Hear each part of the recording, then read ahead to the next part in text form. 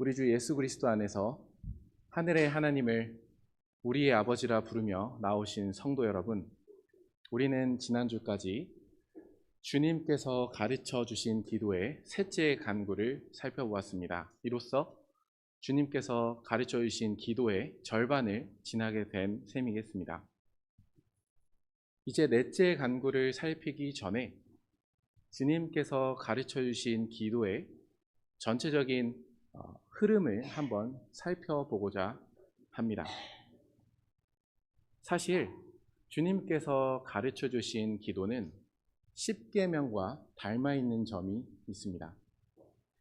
십계명의 첫째 돌판 제1계명으로 4계명까지는 하나님에 대한 우리의 의무, 곧 하나님을 사랑하는 문제에 대해서 명하십니다. 그리고 둘째 돌판 곧 5계명에서부터 10계명까지는 우리가 하나님께서 우리에게 주신 이웃을 사랑하는 문제가 담겨 있습니다. 이와 비슷하게 주님께서 가르쳐 주신 기도의 첫째 간구로부터 셋째 간구는 오직 하나님만을 향합니다. 물론 하나님만을 향한다 그래서 거기에 우리의 문제가 빠져 있는 것이 아니라 오히려 그 안에 우리의 모든 복된 상태가 다 담겨 있는데요. 예를 들자면 우리는 첫째 간구를 드리면서 하나님께서 자신의 이름을 거룩하게 하시는데 우리도 부르셨음을 함께 생각하게 됩니다. 우리는 본래 하나님의 이름을 우리의 삶과 행동으로 결코 거룩하게 할 수는 없지만 주님께서 자신의 이름을 위해서 자신의 이름을 거룩하게 하시는데 이제 우리도 부르셔서 그 일에 참여하게 해주시는 것입니다. 구체적으로 이 일은 교회 안에서 이루어집니다. 왜냐하면 둘째 간구, 곧 나라의 임하옵시며 라는 기도의 핵심에는 교회가 있기 때문입니다. 본래 하나님 나라는 이 세상의 모든 부분이 한치도 남김없이 하나님의 통치를 받고 순종해야 하겠지만 타락한 이 세상 안에서는 오직 교회로부터만 그러한 하나님의 나라의 통치를 받을 수 있기 때문입니다. 그리고 셋째 간구를 통해서는 우리가 이 교회 안에서 하나님께서 내려주시는 그 하나님의 통치에 즐거이 그리고 충성스럽게 순종하게 해주시기를, 하늘의 천사들과 같이 그러한 순종을 하게 해주시기를 구합니다. 그러니 첫째 간구로부터 셋째 간구는 하나님의 이름 그리고 하나님의 나라 그리고 하나님의 뜻을 구하는 것이니까 이 첫째로부터 셋째 간구까지는 모든 것이 하나님을 향한다고 할 수 있겠습니다. 마치 십계명의 첫째 돌판과 같이 말입니다. 오늘부터 살펴볼 주님께서 가르쳐 주신 기도의 마지막 부분, 곧 넷째 간구로부터 여섯째 간구는 우리에 관한 문제를 이야기합니다. 그래서 여러분 혹시 이 찬송 맨 앞에 주기도문 이렇게 적혀 있는 부분이 있는데요. 이렇게요. 넷째 간구, 그러니까 오늘날 우리에게 일용할 양식을 주옵시고 그 이후부터 우리라는 말이 얼마나 많이 나오는지 한번 동그라미를 쳐보시기 바랍니다.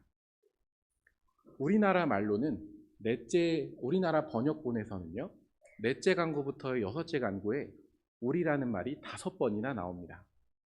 첫째 간구로부터 셋째 간구에는 단 한 번도 나오지 않았는데 이제 넷째 간구부터는 우리의 현실에서 주님께 기도를 드리는 것을 알 수 있습니다. 헬라어 원문으로 보면 우리라는 말은 총 8번이나 나옵니다. 우리나라 번역본은 반복을 피하기 위해서 생략한 부분이 있는데 원문으로 보면 훨씬 더 그 특징이 두드러지게 잘 나타납니다. 그렇다면 이제 우리에 관한 이야기를 하는 거니까 첫째 간구에서부터 셋째 간구의 내용은 관계가 없는 것일까요? 전혀 그렇지 않습니다.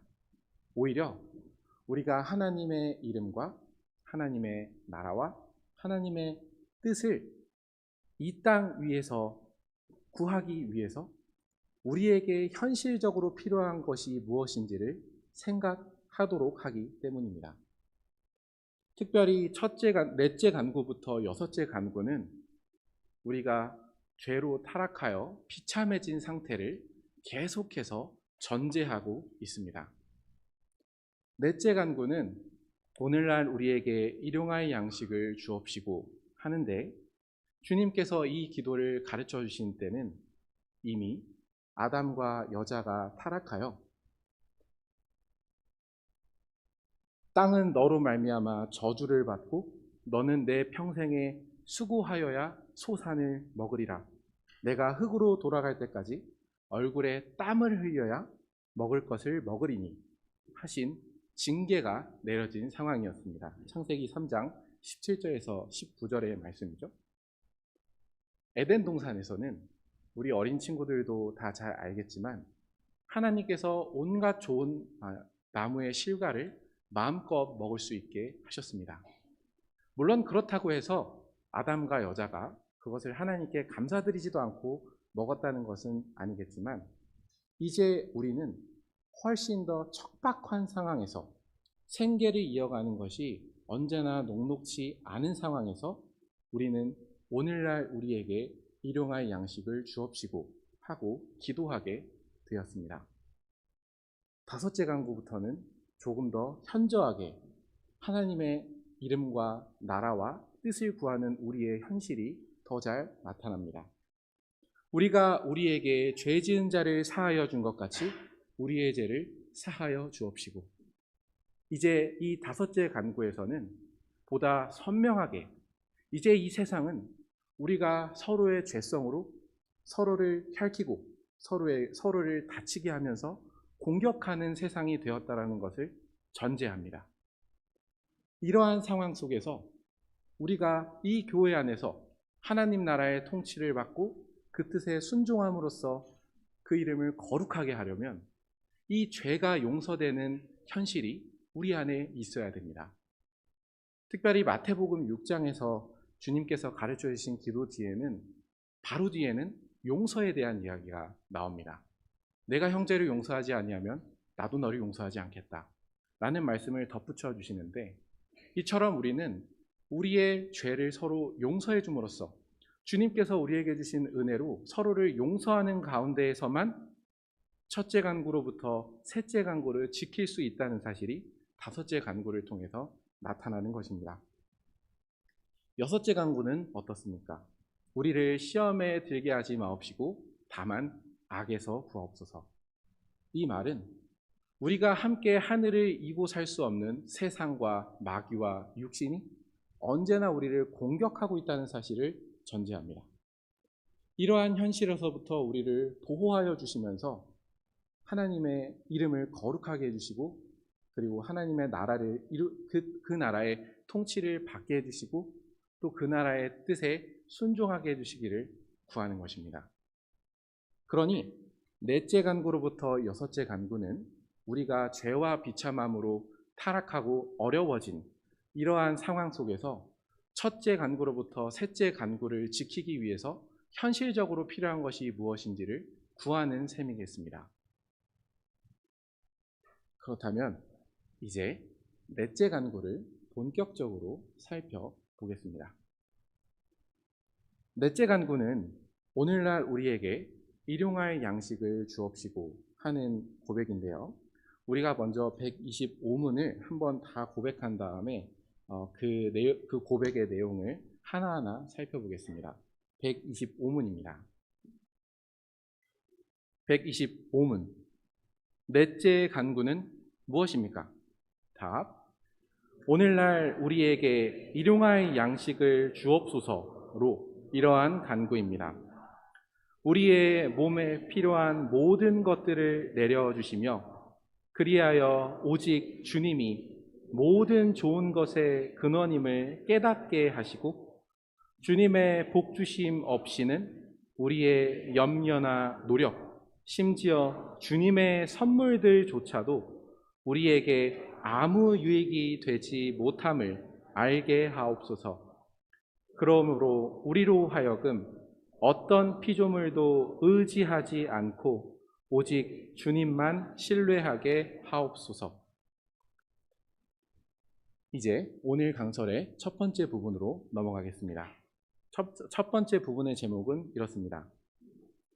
넷째 간구를 통해 우리는 필요한 것을 구합니다. 넷째 간구를 통해 우리는 필요한 것을 구합니다. 이 부분은 첫 번째 각주 1번까지 곧 우리 몸에 필요한 모든 것들을 내려주시며 라는 부분의 해설이 되겠습니다. 넷째 간구는 하나님께 무엇을 구합니다. 주세요 하고 담대하게 기도합니다. 그런데 이 기도가 가능한 이유를 우리는 먼저 살펴볼 필요가 있습니다. 우리는 간구를 하나씩 끊어가면서 생각하고 있기 때문에 앞의 내용을 잠깐 잊어버릴 수도 있는데요. 이 주님께서 가르쳐 주신 기도는 하늘에 계신 우리 아버지를 부르면서 시작된 기도입니다. 이 아버지는 우리를 사랑하셔서 자기 아들을 내어주신 분이고 그 아들과 함께 우리에게 모든 것을 주시고자 하시는 분이십니다.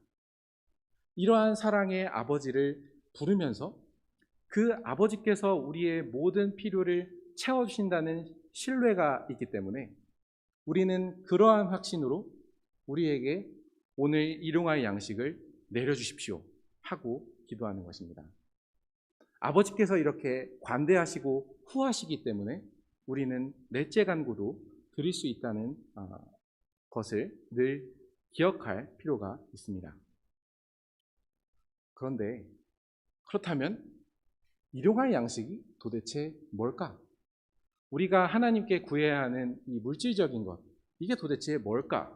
하는 질문이 들게 됩니다. 여기서 우리는 한 가지 기억할 점이 있습니다.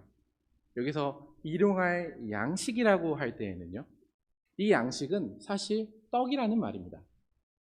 당시 히브리 사회에서는 떡은 주식입니다.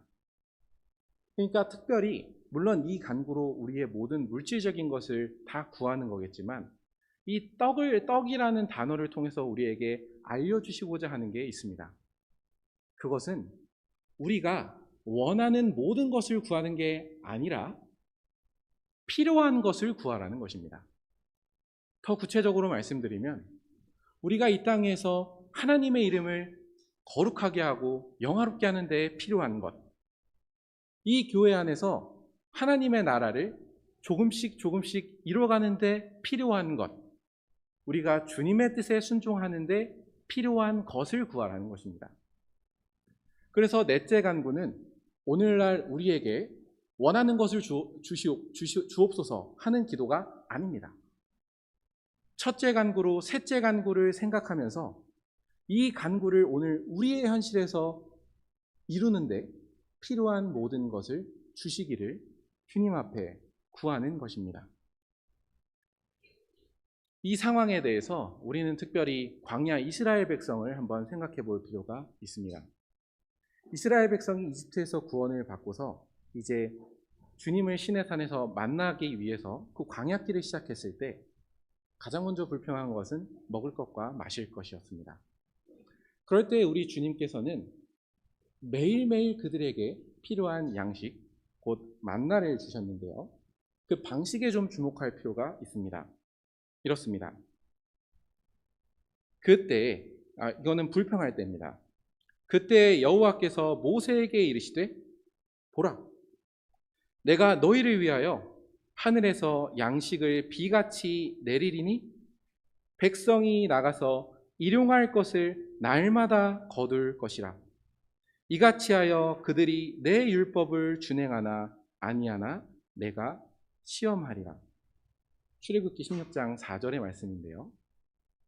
주님께서 이제 이 광야길, 남자만 60만 명이 되는 엄청난 그 군중을 하나님께서 사막에서 먹이실 겁니다.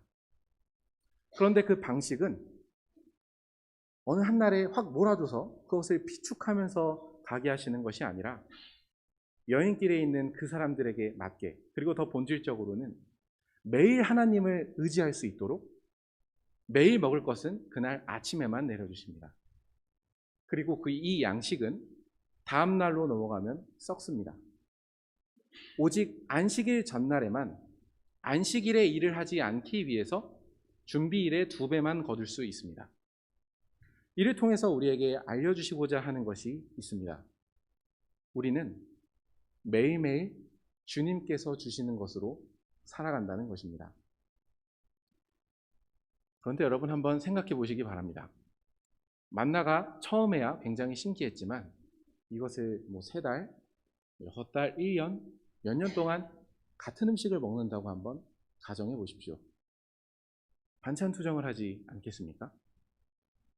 그런데 이 만나는 이스라엘 백성이 하나님께서 명하신 것, 곧 가나안 땅으로 가서 그 가나안 땅을 정복하는 데 필요한 영양소는 다 주었습니다. 오늘날로 따지면 30만 원 하는 호텔의 뷔페들이나 40만 원, 80만 원 하는 오마카세의 음식은 아닙니다. 그러나 오늘 우리가 하나님의 말씀에 순종할 수 있는 힘은 이 만나가 주었습니다. 우리가 하나님께 구해야 될 것은 바로 이것입니다. 넷째 간구를 통해서 하나님께서 우리에게 초청하시는 자리는 우리가 원하는 것을 다 갖도록 많은 욕망을 다 구하는 자리가 아니라 첫째 간구로부터 셋째 간구를 지키는 데에 삶의 초점을 두고 그 간구를 이루기 위해서 필요한 것을 구하도록 하신 것입니다. 그러니 우리는 넷째 간구를 드리면서 우리의 소비의 초점이나 경제관의 초점을 갖게 되는 것입니다. 우리는 많은 것을 가져야 될 사람들이 아닙니다. 만약 주님께서 원하시는 일이 많은 물질적인 것들을 요구한다면 주님께서 그거를 주시려면 주시겠지만 우리의 초점은 언제나 많고 적음에 있지 않다라는 것, 단지 오늘 내가 주님의 백성으로 살아갈 수 있는가, 여기에 우리의 필요가 있다라는 것, 그것을 계속해서 생각할 필요가 있습니다. 그렇게 우리는 이 넷째 간구를 배우면서 오늘 우리가 마주한 환경을 한번 보게 됩니다. SNS나 유튜브는 이제는 어떤 젊은 사람들만 보는 게 아니라 전 연령이 다 보는 그러한 플랫폼이 되었습니다. 그래서 특별히 유튜브를 통해서는 경제적 자유를 실현한 사람들, 이제는 돈을 많이 벌어서 호화로운 생활을 하고 굉장히 우리가 누리지 못하는 사치를 누리는 사람들을 전보다 훨씬 더 쉽게 접하게 되었습니다. 이 말은 우리가 그것이 무슨 학벌이 되었든 학력이 되었든 자동차가 되었든 집이 되었든 각자의 취향에 따라서 우리를 자극할 수 있는 많은 것들이 더 많이 생겼다는 이야기입니다. 이러한 상황 속에서 가장 큰 문제는 상대적 박탈감이고 항상 결핍되어 있다는 정서입니다. 이러한 상태에서는 우리는 하나님께서 우리에게 주시고자 하는 것에 집중할 수 없게 됩니다. 그렇기에 우리는 이러한 세상에 살아가면서 넷째 간구를 보다 생각하면서 드릴 필요가 있습니다. 이 넷째 간구의 초점은 이 세상에서 좋다고 하는 모든 것을 누리게 하는 것이 아니라 지금 내가 무엇을 위해서 살려고 하지? 내가 하나님의 이름, 하나님의 나라, 하나님의 뜻을 위해서 살려고 하는데 지금 내가 유튜브나 SNS에서 보는 저 많은 것들, 내가 자극받은 그것들, 그게 나한테 정말 필요한 건가? 이러한 마음을 다잡는 것이 바로 넷째 간구의 핵심입니다. 동시에 우리는 여기에서 우리의 자녀들을 위해서 생각할 점도 있습니다. 자녀들에게 좋은 환경을 마련해 주기 위해서 부부가 모든 시간을 할애해서 돈을 버는 것은 이 넷째 간구를 드리면서 생각해 볼 만한 지점입니다. 우리가 루터 선생님의 혼인신분을 통해서 배웠듯이 자녀 교육의 가장 근본적인 목적은 하나님께서 자기의 백성을 구원하시는 데에 있습니다. 하나님의 이름은 하나님께서 부르실 사람을 부르셔서 구원하시는 데서 가장 빛납니다. 그러니 부모는 하나님의 이름을 가장 영화롭게 하는 것은 이 아이에게 필요한 것을 다 주면서도 가장 본질적으로는 이 아이가 하나님을 사랑하고 신뢰하는 신자로 자라는 것입니다. 그런데 이 일에 많은 시간을 쓰지 못하면서 다른 환경을 마련해 주느라 시간을 많이 쓰고 있다면 우리는 정말 필요한 것을 구하며 살아가고 있는가? 정말 필요한 것을 얻고자 하면서 살아가고 있는가를 생각해 보아야 합니다.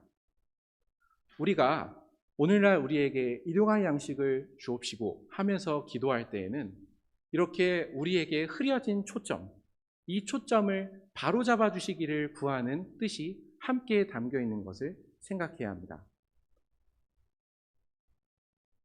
더 나아가서 이제 우리는 넷째 간구에서 우리라는 말의 의미에 대해서도 한 번 더 생각할 필요가 있겠습니다. 넷째 간구는 오늘날 나에게 일용할 양식을 주옵시고 하지 않습니다. 오늘날 나의 식구에게 일용할 양식을 주옵시고 하지 않습니다.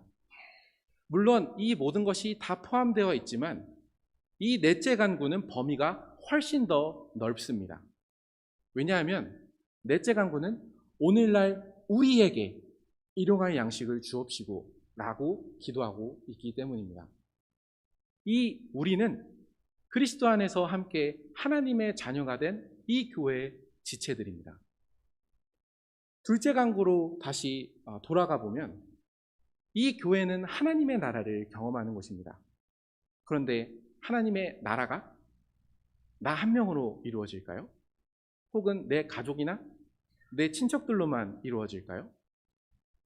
백성이 없을 수 없는 왕이신 그리스도께서는 온 만왕의 왕이시고 만주의 주이십니다. 하나님의 나라는 혼자 이뤄가는 것이 아닙니다. 그렇기에 우리는 삶의 초점을 첫째 간구로 셋째 간구에 두면서 기도할지라도 나만 그렇게 살게 해주시기를 구하는 것이 아니고 지금 함께 예배를 드리는 모든 사람들에게 주님의 이름과 나라와 뜻을 위하여 살아가는데 필요한 것을 다 주시기를 구하는 것입니다. 그러니 우리는 주님께서 가르쳐 주신 기도를 드리면서 우리의 좁은 시야가 활짝 열립니다. 그렇기에 조금 더 적극적으로 생각한다면 넷째 간구를 드리는 사람은 우리를 돌아볼 줄 아는 사람입니다. 저 사람이 물질적인 문제 때문에 이 교회 안에서 하나님 나라를 경험하고 하나님의 뜻에 순종하며 그렇기에 하나님의 이름을 거룩히 여김을 받는데 어려움이 생겼다. 어려움이 생기진 않았는가 하면서 생각하는 사람이 이 넷째 간구를 바르게 드리는 사람입니다. 더 나아가서 주님께서 오늘 나에게 주신 것으로 주님께서 형제와 자매에게 필요한 것을 채워주시는데 나의 재물도 써주시기를 바라는 것이 이 넷째 간구에서 우리를 넣어서 기도하는 사람의 마땅한 자세일 것입니다. 이처럼 주님께서 가르쳐 주신 기도는 우리의 좁은 시야를 넓게 열어서 우리가 함께 교회를 이루고 있는 형제와 자매들에게 시선을 넓히게 합니다. 이처럼 주님께서 우리에게 주시고자 하는 것이 필요한 것을 구하는 것이다 하는 사실을 살펴보았는데요. 그렇다면 이렇게 필요한 것을 주심으로써 우리는 무엇을 바라는 것일까요? 그러한 점을 오늘 강설의 두 번째 부분에서 살펴보겠습니다. 두 번째 부분의 제목은 이렇습니다. 넷째 간구를 통해 우리는 알게 해 주시기를 구합니다. 넷째 간구를 통해 우리는 알게 해 주시기를 구합니다. 이 부분은 그리하여부터 각주 3번까지에 해당하는 해설이 되겠습니다. 앞에서 우리는 계속해서 우리가 하나님의 나라와 하나님의 뜻에 순종하는 것, 그럼으로써 하나님의 이름을 거룩하게 하는 데에 필요한 것들을 모두 주님께서 주시기를 우리는 구했는데요. 이를 통해서 우리는 사실 어떠한 사실을 알게 해주시기를 구합니다. 크게 두 부분으로 나누어져 있는데요. 먼저 알게 해주시기를 원하는 것은 바로 이것입니다. 첫째로는요, 오직 주님이 모든 좋은 것의 근원임을 깨닫게 해주시기를 구하는 것입니다. 오직 주님이 모든 좋은 것의 근원임을 깨닫게 해주시기를 구하는 것입니다. 이 고백에는 우리가 쉽게 인정할 수 없는, 머리로는 이해가 갈 듯하지만 마음으로는 그렇게 동의가 가지 않는 한 가지 사실도 포함되어 있습니다. 여러분들이 힘써서 일해서 번 돈, 그 소득까지 하나님의 선물에 포함된다는 것입니다. 우리가 기대하지 않았던 것을 얻게 되면 그건 분명히 하나님의 선물이지 하고 인정하는 게 그렇게 어려운 일이 아니겠지만, 정말로 힘들게 일해서 번 돈, 자기가 생각하기에는 내가 일한 거에 비해서는 적게 받았던 그 돈, 그것도 하나님께서 주신 선물이다 하고 고백하는 자리로 나아가는 것입니다. 이 사실을 생각하기 위해서는 우리는 생각을 조금 넓힐 필요가 있습니다. 다시 루터 선생님을 언급하면, 루터 선생님이 언급한 그 대교리 문답에서는 이렇게 이야기합니다. 여러분들은 이 기도를 들으실 때 빵을 만들려고 가지고 있는 그 밀가루 혹은 빵을 찢는 방앗간만 생각하셔서는 안 됩니다. 그 밀가루를 내놓은 들녘까지도 생각하셔야 됩니다. 그 들녘에 주님께서 복을 주셨기 때문에 여러분들이 일할 수 있게 된 것입니다. 라고 이야기한 것입니다. 실은 우리가 현대사회에 살아서 모든 것이 정제된 상품을 받아서 우리가 사실 이 사실이 그렇게 와닿지 않을 수 있는데요. 따지고 보면 우리가 가진 모든 것은 다 1차 재료들은 이 흔히 말하는 피조 세계에서 온 것입니다. 하나님께서 돌보아 주신 결과로 우리가 가지고 있는 모든 물건의 공정이 시작되는 것입니다.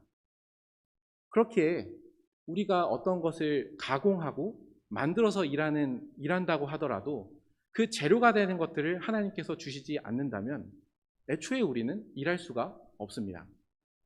우리가 그러한 일을 하고 살고 또 그러한 것들을 누리며 살아간다면 그것은 내가 열심히 일하기 이전에 하나님께서 그러한 노동이 의미 있도록 필요한 모든 것들을 마련해 주신 것입니다. 두 번째로 루터 선생님은 인간관계에 대한 이야기도 합니다. 단순히 우리가 개인적으로 맺는 인간관계가 아니라 이 사회의 위정자들, 이 사람들이 바르게 자신의 국가를 평화롭게 유지하고 있기 때문에 우리는 일할 수 있는 것이다 라고 이야기한 것입니다. 가장 극단적인 예로 지금 당장 우리가 전쟁 상황에 들어간다면 우리가 지금 하고 있는 많은 일들은 의미가 없습니다. 그리고 그 안에서 우리가 가지고 있는 돈들도 사실 의미가 별로 없어질 수 있습니다. 우리의 노동이 의미가 있고 우리가 번 돈이 의미가 있는 이유는 이 사회가 안정된 상황에 있기 때문입니다.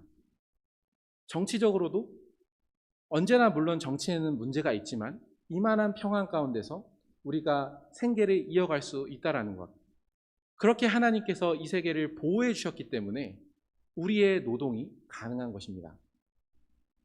말씀드리고 싶은 것은 이것입니다. 지금 제가 말씀드리고자 하는 것은 여러분의 노동을 폄하하려는 것이 아닙니다. 오히려 우리의 노동이 어떻게 가능한가에 대해서 말씀드리고자 하는 것입니다. 하나님께서 이 피조 세계에 필요한 것들을 공급해 주시지 않는다면, 우리가 살아가는 사회의 안정을 마련해 주시지 않는다면 실은 우리는 우리의 노동을 의미 있게 할 수 없습니다. 그렇기에 우리가 일한다, 일해서 소득을 얻는다라는 그 사실 자체에 이미 하나님께서 많은 선물을 주셨음이 전제되어 있습니다. 그렇기에 우리는 일을 할 때에도 늘 이 모든 것을 가능하게 하신 하늘의 하나님을 바라보면서 사실은 나의 소득도 하나님께서 주신 선물의 일부일 뿐이다. 나의 일이 많은 관계 속에서 한 부분에 불과한 것과 같이 내가 일하는 것도 주님께서 주시는 많은 복들의 일부분일 뿐이다 하는 마음으로 우리가 주님께 감사하는 자리로 나아갈 필요가 있습니다. 넷째 간구를 통해서 우리가 구하는 것, 우리가 열심히 일해서 일용할 양식을 받게 되는 그 사실을 통해서 우리가 알고자 하는 것은 바로 이 사실인 겁니다. 이것은 주님께서 주신 것입니다. 주님께서 모든 좋은 것의 근원이십니다 하는 사실을 고백하는 대로 우리는 나아가는 것입니다. 동시에 지금 우리와 같은 이러한 소강 상태와 같은 안정이 아니라 심지어 어려운 상황이 오더라도 우리는 주님께서 모든 좋은 것의 근원이심을 여전히 고백해야 하는 것도 사실입니다. 야고보서에는 이런 말씀이 있습니다. 1장 17절인데요. 각양 좋은 은사와 온전한 선물이 다 위로부터 빛들의 아버지께로부터 내려오나니 그는 변함도 없으시고 회전하는 그림자도 없으시니라. 이 말씀은 박해 가운데 있는 교회에게 한 말씀입니다. 어려운 상황 가운데서는 생계와 관련된 우리의 욕망이 더욱더 솔직해집니다. 그렇기 때문에 하나님 말씀에 순종하는 것보다 지금 당장 나의 필요를 채우는 게 훨씬 더 급해지는 상황입니다. 바로 그러한 상황에 있는 교회 신자들에게 모든 좋은 은사와 선물들은 저 빛들의 아버지로부터 내려온다. 그분은 변함이 없으신 분이로 우리를 언제나 신실하게 사랑하시는 분이다 라는 사실을 알려준 것입니다. 그리고 이어지는 18절을 보면은 하나님께서 진리의 말씀으로 이 사람들을 낳으셨다라는 이야기를 하십니다. 어려운 상황에 있는 신자들에게 하나님께서 모든 것을 주신다고 이야기하고 그 다음 당신들은 하나님의 말씀으로 낳은 사람들이다. 하나님 나라의 첫 열매가 된 사람들이다 하고 이야기합니다. 무엇을 의미하겠습니까? 어려운 상황 가운데에서도 우리는 여전히 하나님의 뜻에 순종하는 삶을 살기 위해서 모든 좋은 것들을 하나님께 구해야 한다는 사실입니다. 그러니 우리는 형통할 때이나 혹은 어려울 때이나 모든 좋은 것의 근원은 오직 하늘의 아버지이심을 늘 생각하며 살아야 하겠습니다. 이제까지 첫째 부분, 그러니까 하나님께서 모든 좋은 선물의 근원이심을 우리는 그 좋은 근원이심을 알게 해주시기를 구했는데, 이제 두 번째로 알게 해주시는 부분에 대해서 살펴보겠습니다. 두 번째로 우리가 알게 해주시기를 구하는 내용은 이렇습니다. 주님의 복 주심 없이는 우리의 모든 염려나 노력, 심지어 주님의 선물들조차도 우리에게 아무 유익이 되지 못함을 알게 해주시기를 구합니다. 주님의 복 주심 없이는 주님의 선물들조차도 우리에게는 아무런 유익이 되지 않는다는 것입니다. 여기서 우리는 다소 추상적인 단어를 하나 생각해 볼 필요가 있습니다. 여기서 말하는 유익이 무엇일까요? 우리가 그토록 주님께 필요한 것을 구해서 받았는데 그것이 우리에게 유익이 된다는 게 무슨 뜻일까요? 유익이 된다는 것은 지금 내가 열심히 일해서 번 돈이나 재산이 하나님께로부터 왔음을 인정하고 더욱더 그분을 의지하게 되는 게 이 모든 재물이 유익이 되는 것입니다. 만약 지금 내가 하고 있는 일, 그리고 그 일을 통해서 벌어들인 돈이나 재산이 하나님을 더욱더 의지하고 신뢰하는 대로 가지 않고 자신의 능력과 자신을 높이는 데 사용되고 있다면 우리는 엄밀히 말해서 하나님께서 주신 것으로 자신을 높이고 있는 것입니다. 우리가 하늘에 계신 우리 아버지께 넷째 간구를 드린다 하는 것은 이 우리에게 주신 모든 것이 주님께로부터 온 것을 인정하고 더욱더 그분을 의지하게 되는 것, 이게 바로 우리에게 유익이 되는 것입니다. 그렇기에 우리는 넷째 간구를 드리면서 지금 우리가 가지고 있는 모든 것에 질문을 던질 필요가 있습니다. 지금 내가 가지고 있는 직장이나 지금 내가 가지고 있는 좋은 것들, 이러한 모든 것들이 하나님을 더욱더 신뢰하고 사랑하게 하는가? 아니면 이 재물들이 나한테는 더 마음이 가고 더 의지가 돼서 사실은 하나님으로부터 나를 떨어뜨리고 있는가? 이러한 것들을 우리는 늘 생각하면서 넷째 간구를 드려야 할 것입니다. 이것이 우리에게 주님께 일용할 양식을 구하면서 알고자 하는 것입니다. 오직 주님만이 모든 좋은 것들의 근원이심을 알게 하옵소서. 이제 오늘 강설의 세 번째 부분으로 넘어가도록 하겠습니다. 세 번째 부분의 제목은 이렇습니다. 넷째 간구를 통해 우리는 신뢰하게 해주시기를 구합니다. 넷째 간구를 통해 우리는 신뢰하게 해주시기를 구합니다. 이 부분은 그러므로 우리로 하여금 어떤 피조물도 의지하지 않고 오직 주님만 신뢰하게 하옵소서에 해당하는 해설이 되겠습니다. 우리는 방금 전까지도 주님께서 우리에게 주신 것들이 우리에게 유익이 되려면은 우리가 더욱더 주님을 의지하는 대로 나아가게 해야 한다는 것을 생각해 보았습니다. 근데 특별히 우리의 요리문답은 단순히 오직 주님만 신뢰하게 하옵소서라고 이야기하지 않고요. 어떤 피조물도 의지하지 않고서 오직 주님만 신뢰하게 하옵소서 하고 고백합니다. 이에 대한 증거 선고는 이렇습니다. 방백들을 의지하지 말며 도울 힘이 없는 인생도 의지하지 말지니 그 호흡이 끊어지면 흙으로 돌아가서 당일에 그 도모가 소멸하리로다. 우리가 살아가는 모든 이 세계에서 힘이 있어 보이는 세력들, 아니면 나에게 직접적인 도움을 주는 사람이나 아니면 어떤 국가나 어떤 정치인도 여기서 다 포함될 수 있습니다. 그러나 방금 읽은 시편 136편의 3, 4절은 이런 것들은 다 없어질 것이다 라고 이야기합니다. 하지만 이어서 우리의 시편은 완전히 정반대가 되는 현실 하나를 똑같이 이야기합니다. 여호와는 천지와 바다와 그 중에 만물을 지으시며 영원히 진실함을 지키시며 146편의 6절인데요. 10절은 이렇습니다. 시온아, 여호와는 영원히 다스리시고 내 하나님은 대대로 통치하시리로다. 이 말씀을 통해 우리는 넷째 간구를 드리는 그 대상이 어떤 분이신지에 대해서 생각하게 됩니다. 그분은 영원하신 하나님이십니다. 그리고 그분의 통치는 우리가 넷째 간구를 통해 되려는 사람과 같이 겸손하게 하나님만을 의지하며 모든 좋은 것들을 그분께만 구하는 사람들을 구원해 주시는 그러한 통치입니다. 이러한 분이 우리에게 매일 일용할 양식을 주시는 것입니다. 이게 무슨 의미일까요? 영원히 통치하시는 그분이 오늘 우리에게 일용할 양식을 주십니다. 이 질문에 대해서 다른 시편인 136편 25절은 이렇게 답합니다. 모든 육체에게 먹을 것을 주신 이에게 감사하라. 그 인자하심이 영원함이로다.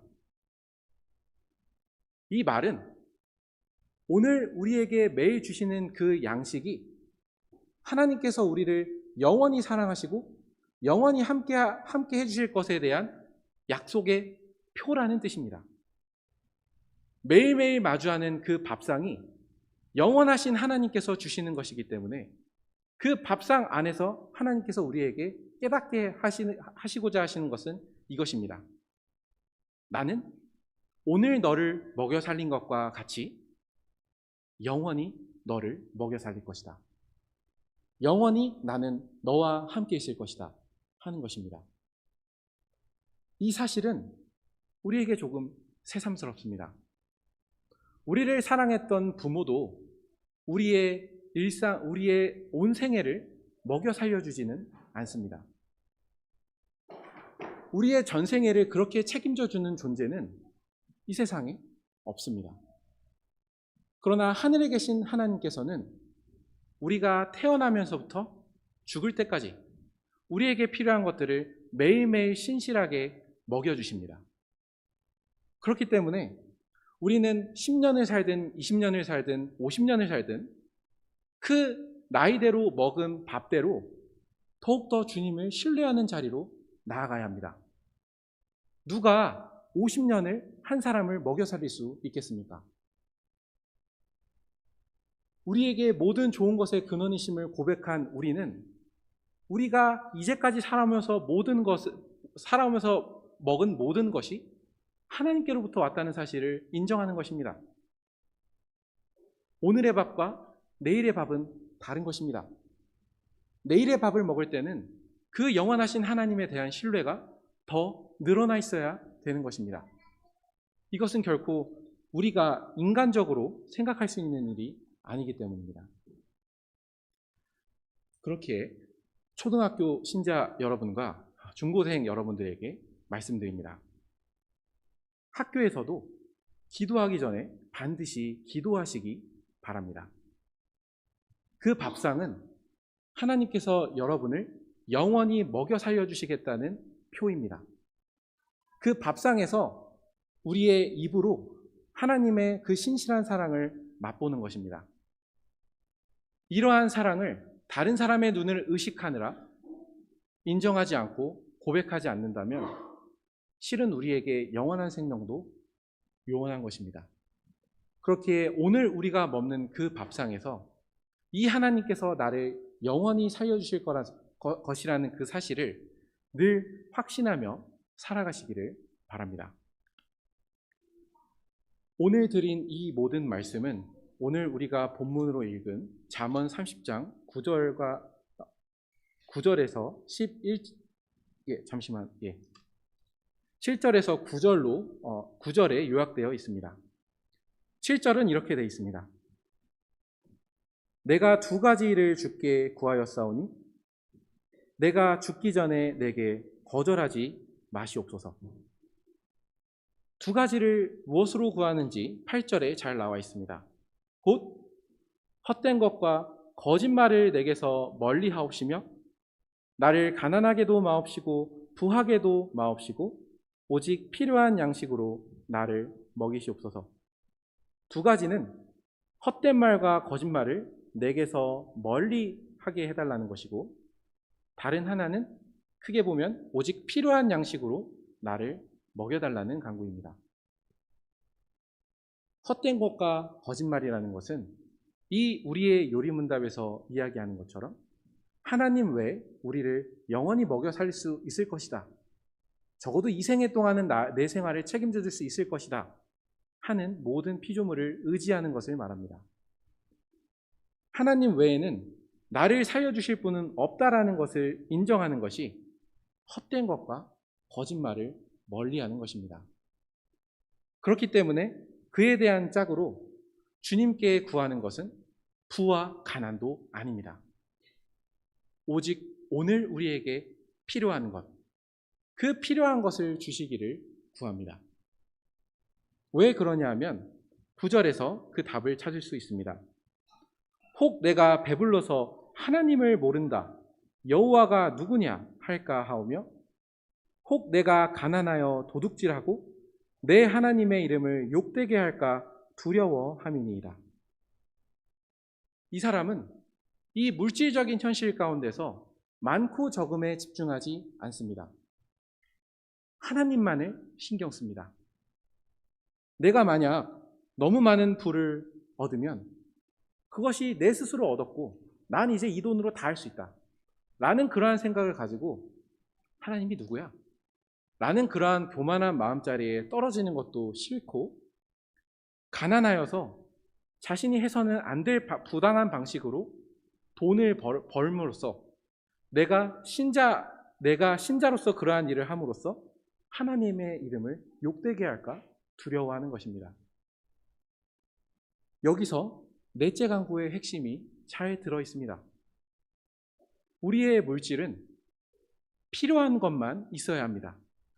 그리고 무엇에 필요한 것이냐 하면 하나님의 이름을 영광스럽게 하는데, 그 구체적인 방식으로 이 교회 안에서 우리가 하나님의 말씀에 순종하며 서로를 사랑하는 일에, 그리고 그 뜻에 순종함으로써 우리가 그러한 현실을 서로에게 나눠줄 때, 이 모든 현실에 필요한 것만 구해야 합니다.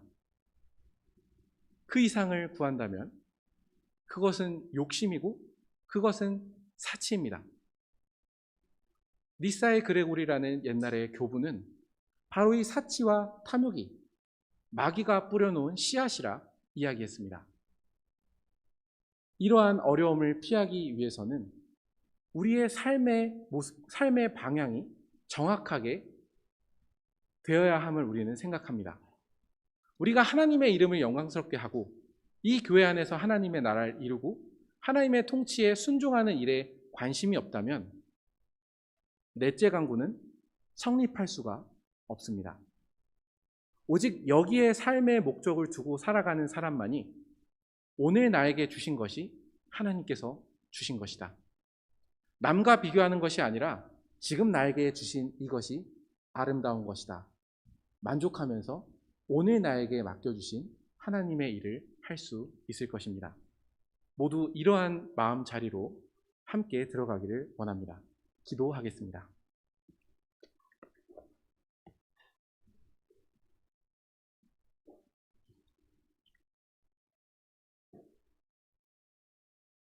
하늘에 계신 우리 아버지, 오늘날 우리에게 일용할 양식 주시기를 구합니다.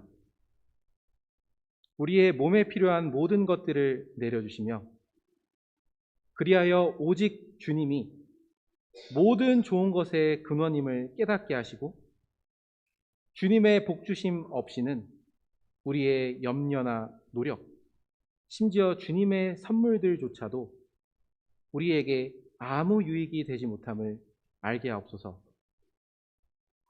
그러함으로 우리로 하여금 어떤 피조물도 의지하지 않고 오직 주님만 신뢰하게 하옵소서. 우리 주 예수 그리스도의 이름으로 기도드렸습니다. 아멘.